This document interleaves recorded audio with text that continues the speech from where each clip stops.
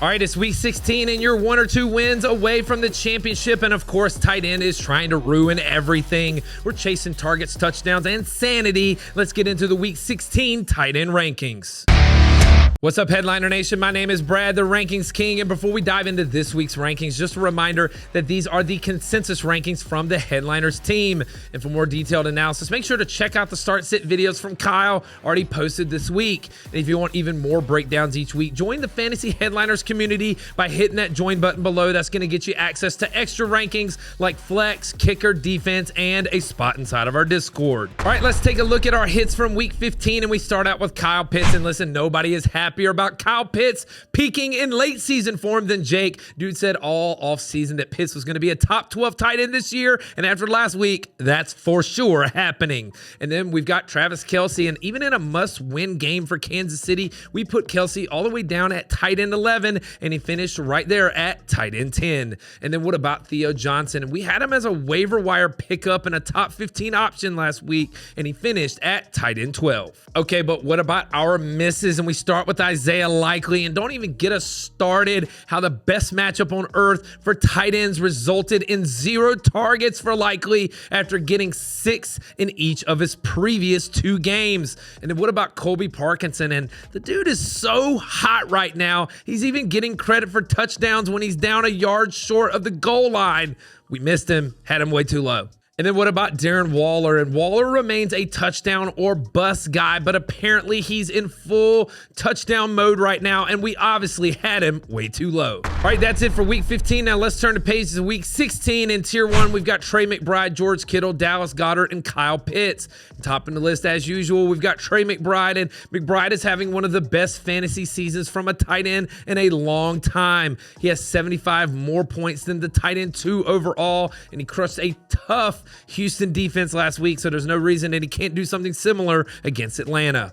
At number 2, we've got George Kittle, and the 49ers offense is in a great spot, and Kittle is one of the main reasons. He's had 9+ targets in 2 of his last 3 games, and he's averaging the 4th most fantasy points for tight ends. Now he gets Indy, who allows the 10th most fantasy points to the tight end position. At number 3, we have Dallas Goedert, and Goedert is coming off of a huge week 15 where he found the end zone twice. He's now had 7+ targets and 70+ yards in back-to-back games, and now he gets Washington, who allows the 4th most points to tight ends. At number 4, we've got Kyle Pitts, and after last week's 40-point explosion, Kyle Pitts is the tight end 3 overall on the season. You can almost see Jake lighting up a cigar somewhere, and Atlanta has no reason to bring back Drake London now, which means more targets for Pitts against Arizona, who allows the 7th most points to tight ends. All right, so there's your Mount Rushmore in tier 1. And before we head into the next tier, I want to make sure that you're all set up on Underdog. And you already know we've been crushing those player pick'ems on Underdog this year. So what are you waiting for? Head over to Underdog Fantasy or download the app and create a new account using the referral code Headliners when you do so. Then just make your initial deposit and come join a contest. And if you sign up with that promo code, again, it's Headliners,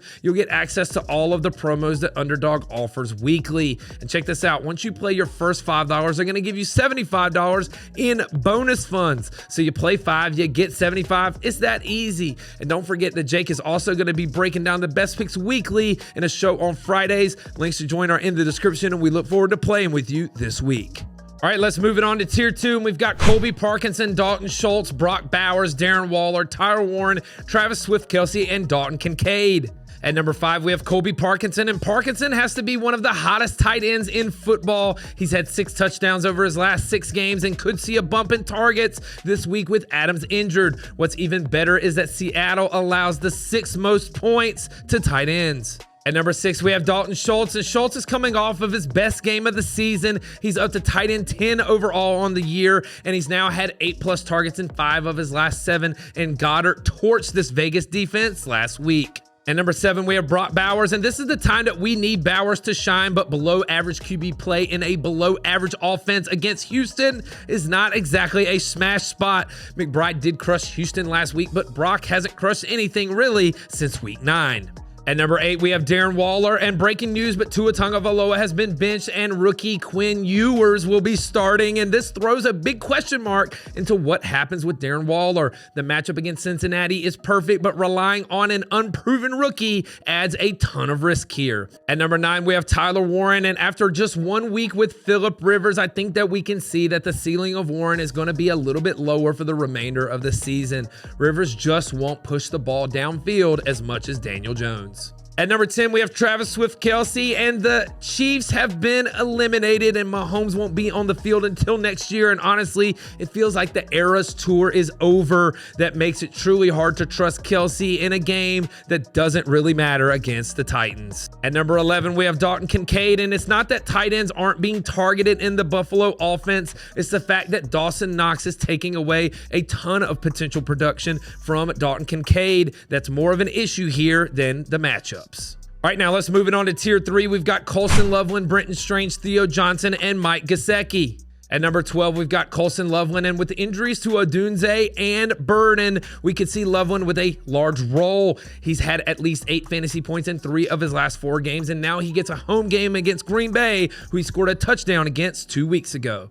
At number 13, we've got Brenton Strange, and with Patrick Surtain taking away one of Jacksonville's outside receivers, there's a chance that Strange sees a few additional targets in Week 16. It's also worth noting that the one position Denver struggles against is actually the tight end position. At number 14, we have Theo Johnson, and tough matchup this week against Minnesota, but containing tight ends is something that they've struggled with at times. Minnesota allows right at 10 fantasy points per game to tight ends, and Theo should see somewhere in the neighborhood of 5 to 8 targets. At number 15, we have Mike Gesicki, and Gesicki hasn't done anything consistently all season, and he only saw 2 targets just last week, but now he gets a matchup against his former team in Miami, and Miami actually allows the second most fantasy points to tight ends. All right, so there you go. There's your Week 16 in Tier 1, 2, and 3. We've got a couple guys on the outside looking in, and that's TJ Hawkinson, Aronde Gadsden, Juwan Johnson, Mark Andrews, Harold Fannin Jr., and Jake Ferguson. And that's your Week 16 tight ends. And listen, you don't have to love it. You just have to survive it.